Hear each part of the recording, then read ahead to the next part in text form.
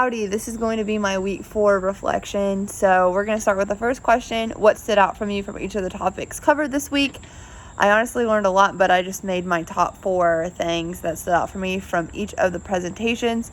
So first, I didn't realize that standardized tests for formative and summative assessments not only hold the accountability of teachers and the students, but I didn't realize that it held the accountability of the administration. That was something I learned.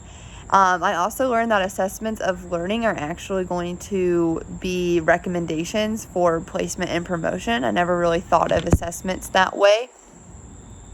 I also learned that the benefits in both L1 and English language learners are going to be the comparison of results that can show whether a child's difficulties are met across both languages. So I didn't realize that there was that similarity for both of the students, which I found interesting. And then I just, in general, learned how to be a better teacher for ELLs. I learned that summative and formative assessments can be different for everyone.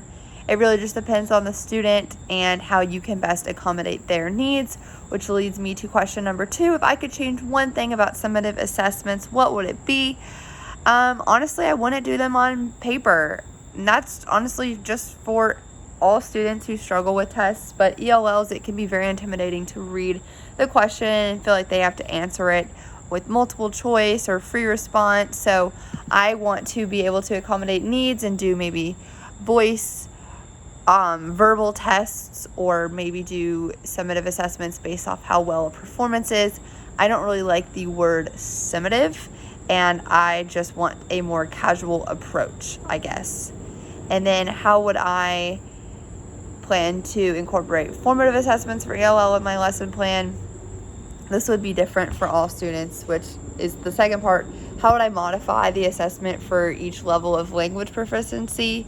So basically, I would incorporate them just randomly. I wouldn't even tell them that we're doing a formative assessment. I would just have a day of the week where I'm going to monitor the activity we're doing, make sure it's a holistic activity of everything we've covered previously that week, and just see how well they're performing. And I'm going to have scales for different levels of ELLs, and that's how I'm going to do it. That's how I'll be able to modify and accommodate, and also not intimidate the students, letting them know that there's a big test coming up.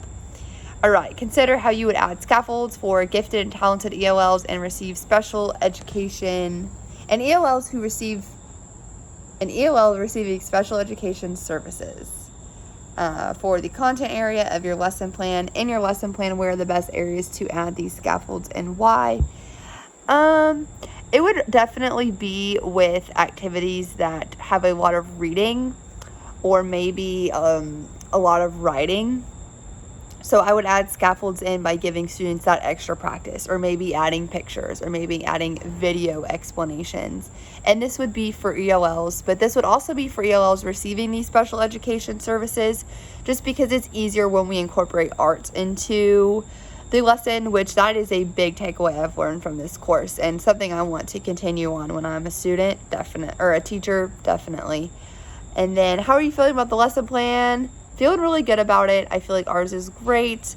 There are some portions that I do wish we maybe added more ELL instruction with Spanish, but we're working on trying to figure out how we can incorporate that into the whole lesson. That's probably the part we're least confident about, but we feel like we have a good understanding and ways on how we want to make it better.